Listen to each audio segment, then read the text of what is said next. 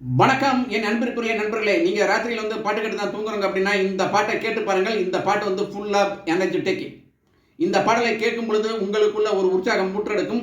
Full of energy கிடைக்கும் இந்த பாட்டை கேட்கிறப்ப.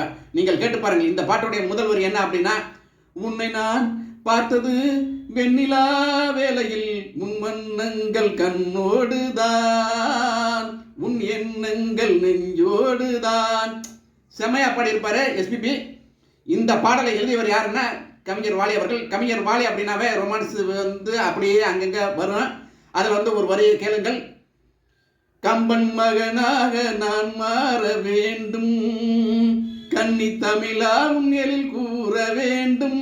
இதோட ஒரு வரி வேண்டுமா என்ன?